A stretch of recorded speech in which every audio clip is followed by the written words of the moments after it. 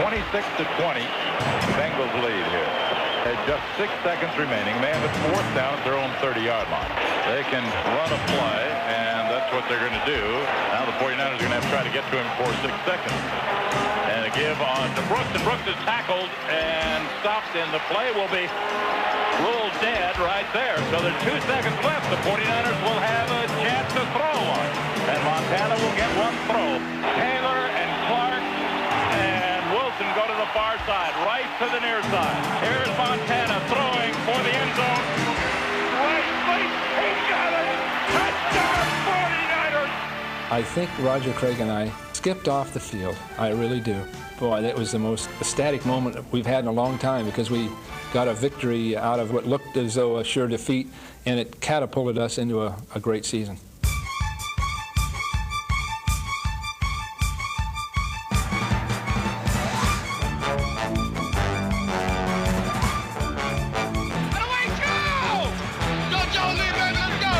Montana back to throw. He steps up, throws down the middle, right. He's got a touchdown for the Niners.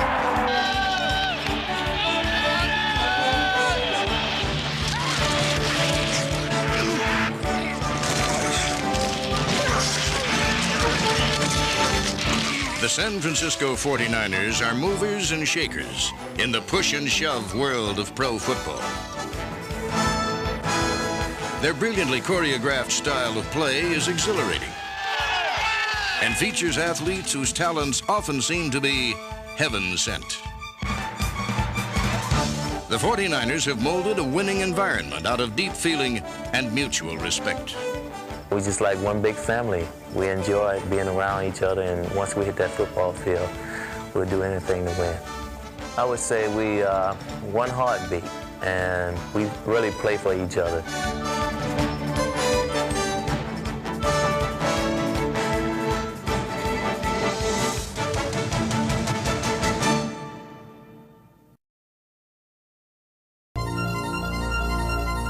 When Bill Walsh was hired and we started our development program of the 80s, all that I really strived for was to be a perennially competitive football team. And I think that we have proven that that's the type of organization we are, and that's the type of team we've been in the 80s. We have won 2 World Championships in this decade and won our division any number of times. So I think we're sustaining our success as well as anybody. Everybody's in sync in the entire organization and on our squad, our coaches, our players. Everyone's communicating, everyone has confidence and believes in each other. We're going on 11 years that Bill Walsh has been with the 49ers and with me. I think we've developed an extremely good relationship, both on and off the field. Bill, in turn, has developed that relationship with our front office personnel and also through his coaching staff to the players. And I think it's a credit to Bill Walsh and his staff that we had the magnificent year we had. I was extremely pleased with our 13-2 record. It was the best in the NFL. You know, we went through a strike-torn year, which affected all the NFL franchises, and the 49ers were no exception. We had a master plan orchestrated by Bill Walsh, John McVay, and our coaching staff on just how we were going to approach the season during a strike. I think that they did a magnificent job. We were perfect with our replacement team, and that's a credit to them and to their football knowledge. During the strike, San Francisco's fine coaching staff brought a shadow team to life.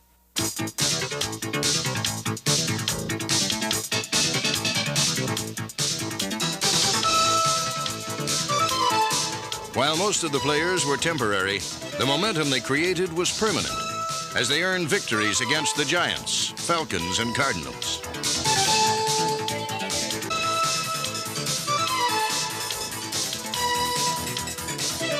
A well-schooled, well-prepared unit proved that for the 49ers, replacement football was more than a masquerade.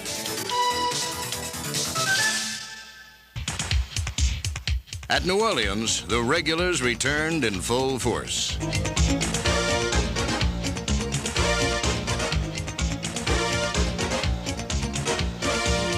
The Niners beat the Saints 24-22 as Joe Montana threw 3 touchdown passes.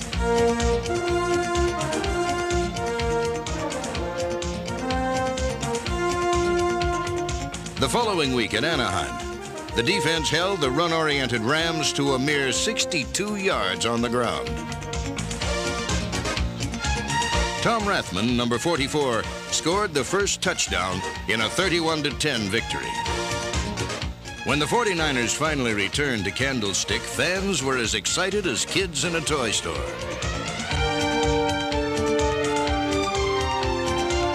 In only their second home appearance in 8 games, the Niners racked up nearly 450 yards of total offense during a 27-20 triumph over Houston. Fake to Craig. Montana to throw. Completes it to Rathman. Touchdown, 49ers. Montana rolling out. He throws. It's touchdown. Gary Wright. Montana fakes. He's throwing. Throws. Rathman. Touchdown, 49ers.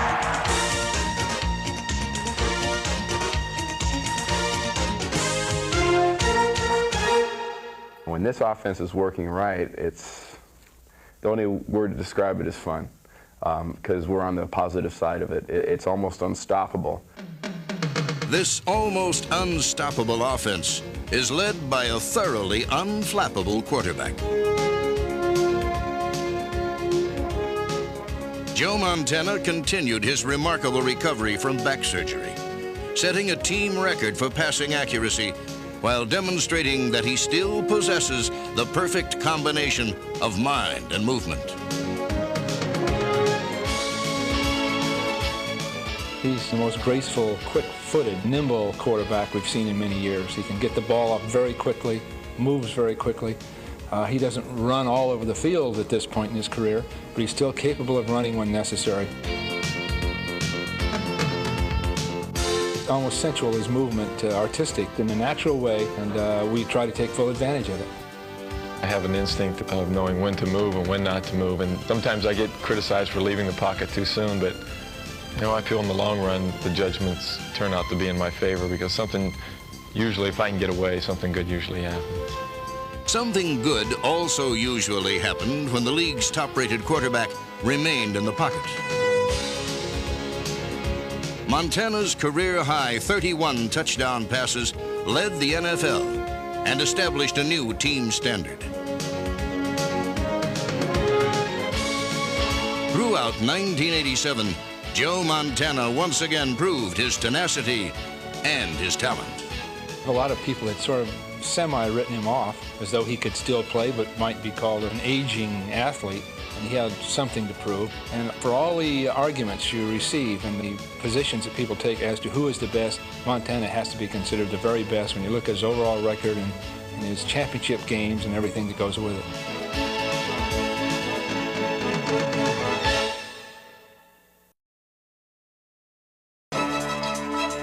The 1987 49ers were a winning team and an evolving team. Their lineup was sprinkled with new starters, and by mid-season, their offensive line was dramatically revamped.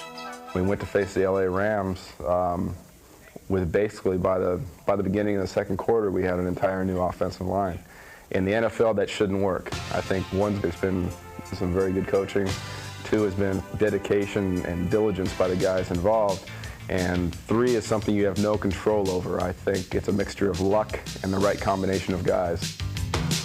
The changing of the guard saw 12-year pro Cross, number 51, move to center, where he was flanked by former backups Bruce Collie and Jesse Sapolu. The tackles included Bubba Paris, Steve Wallace, and number 79, Harris Barton, an all-rookie selection. The new starters at tight end were Ron Heller and John Frank, number 86.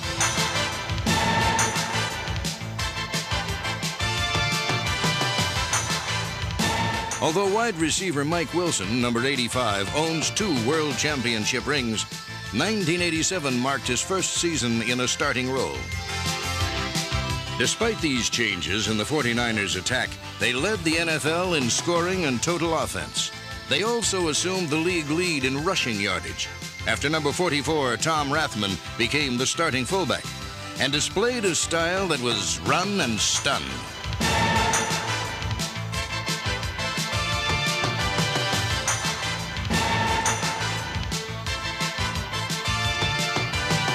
Rathman's punishing personality was mirrored on defense by strong safety Jeff Fuller, number 49.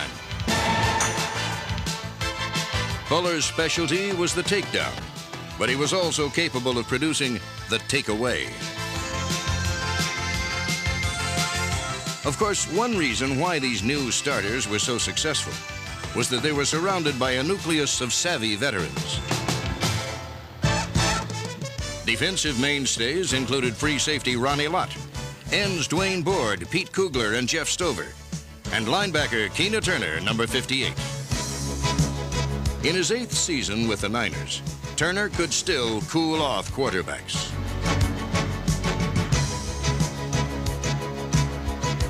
He was also proficient at putting pass receivers on ice. The dean of the entire defense was number 76, Board, a 9-year pro. The secondary's senior members were number 27, Carlton Williamson, and Ronnie Lott. Number 42, Lott, went to the Pro Bowl for the 6th time in his 7-year career, as he helped the 49ers produce the NFC's second highest takeaway total. The defense's ability to secure good field position gave 15-year veteran place kicker Ray Wersching numerous opportunities to increase his team career record for points scored. Reliable Roger Craig, number 33, a 5-year pro, led the Niners in rushing for the 3rd straight season. And midway through 1987, he made a successful transition from fullback to halfback.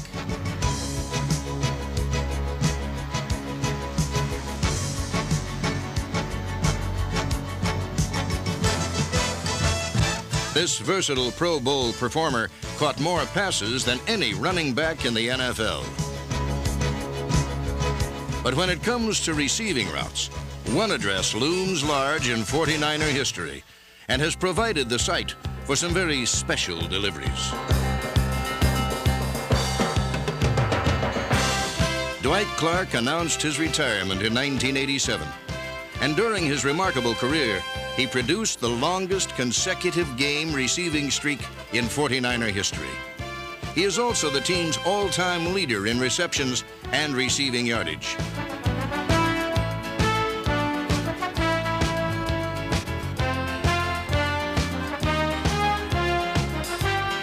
Dwight leaves a lasting legacy of hustle, hard work, and heads-up play. His worth of the 49ers can never be measured. He's been the epitome of the San Francisco 49ers during his career. He's not only going to be missed as a great football player, but he's going to be missed by me as a great friend. Dwight played every second as if it were crunch time. In the 1981 NFC Championship, he helped the Niners grab hold of their first Super Bowl berth when he made the catch. Although 1987 marked Dwight Clark's last waltz, he rocked and rolled with the league's best throughout the year. Against the Cleveland Browns in the season's 12th game, he caught his 500th career pass, then later scored a touchdown. Montana straight back to throw. Steps up, throws for Clark. Wide open! Touchdown, 49ers! There were also defensive heroics in this confrontation between two of pro football's finest teams, as the Niners rallied from an early 10-7 deficit. San Francisco totaled 455 yards against the AFC's top-ranked defense. Joe Cribbs ran for 1 score, and Joe Montana's 4 touchdown passes included 3 to Jerry Rice. In motion goes Rice. Montana looking, throwing for Rice. Touchdown, 49ers. Back to throw, Montana. Throws, he's got Rice open. He's got it at the 5. Touchdown, 49ers. You gotta love it. With this 38-24 victory, the 49ers were closing in on their 6th playoff berth of the 1980s.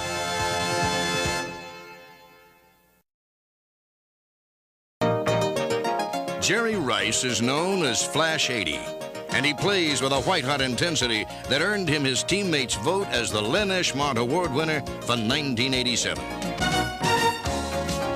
In just 12 games, Rice produced 22 scoring receptions, the most ever by an NFL wide receiver. And his 23 total touchdowns established a new 49er record. Pro Football's Offensive Player of the Year took defensive backs to the cleaners. And this highly polished performer likes everything to be neat off the field as well. After a hard day at work, I go home and the house is not clean, I'll clean the house. I can change diapers. I do it all. Montana back to throw. Throws to Sidney. Sidney's going to throw. He throws long. Rice is open. Touchdown, 49ers. Montana looking for the quick throw. Throws, completes it to Rice. He's the 40. He's the 30. He's the 20. He's to the 5. Touchdown, 49ers. How fast is he? You never really know how fast he is. It seems like you throw a ball and you say, "God, he'll never get to this." And all of a sudden, he just has a little bit left to go and get it. He has great functional speed, I think, and there may be faster defensive backs in the league, but they have yet to catch him. He's going to throw long. And for Rice, Rice is there. He's got a touchdown, 49ers. Another gear for Rice that just seems separate from Jerry Gray when the ball was in the air. I still pinch myself every now and then when I watch the catches on film because I can't believe it's me out there making catches like that. While Jerry Rice basked in the bright lights of NFL superstardom, the league's top-ranked defense featured a spirited cast of unsung heroes. Personality-wise, you do have a lot of guys that aren't looking for the limelight. We're here to do our job. We want to be respected for what we do, but, you know, limelight is not necessary as long as we're getting our job done, and everybody understands that. No one on our team really has those outstanding nicknames or get all the media coverage, but as long as we get the job done, we're happy. Carter, number 95, was voted a Pro Bowl starter at nose tackle. For the second straight year, the Niners' sack leader was Charles Haley, number 94. Inside linebacker Michael Walter, number 99, topped the team in total tackles.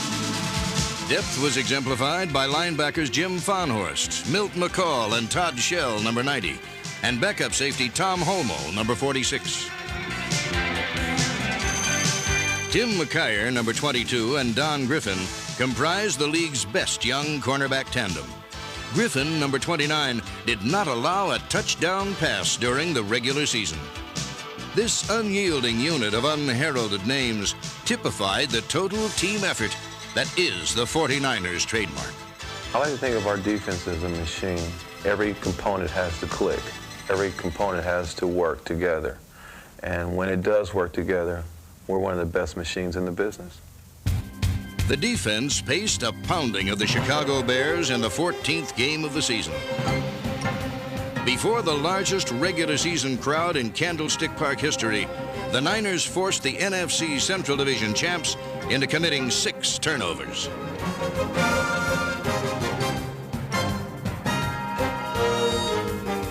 When Joe Montana injured his hamstring, Steve Young took over and instantly ignited the offense.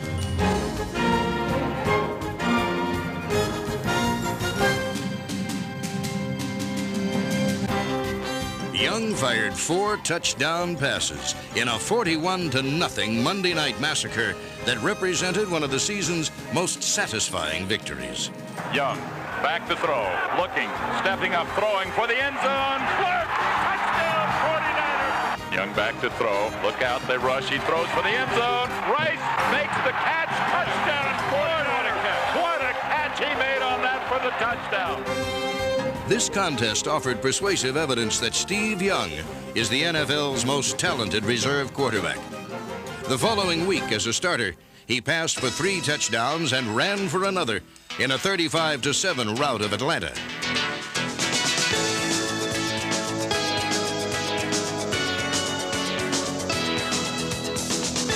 Another indication that every 49er was capable of contributing to a winning effort was provided by Joe Cribbs, the kickoff return man on an improved special teams unit.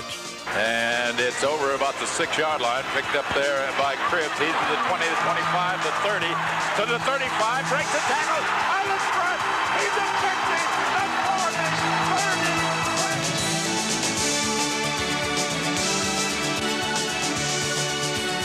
30. But despite a league-best 12-2 record, the Niners still needed one more win to clinch their 5th NFC West title in the last 7 years. In a rainy regular season finale, they marched to a decisive victory over the Rams.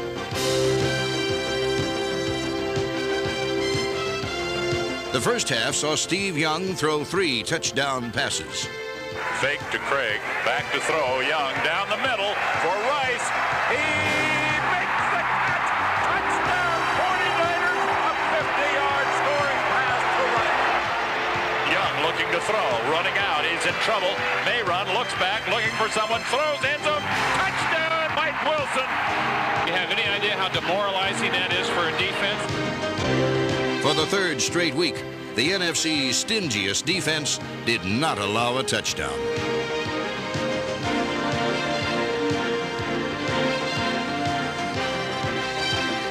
In the second half, Joe Montana resumed control of the offense and applied the finishing touches to a 48-0 triumph that secured the 2nd-best regular season record in franchise history. Montana, draw, fakes, draw, throws, touchdown to John Frank. Throughout 1987, the San Francisco 49ers once again demonstrated that they are a team united by one purpose, one imagination, one heartbeat. We came a long way as a team. We came a long way as an organization. And I truly believe that the great years for the San Francisco 49ers are ahead of us.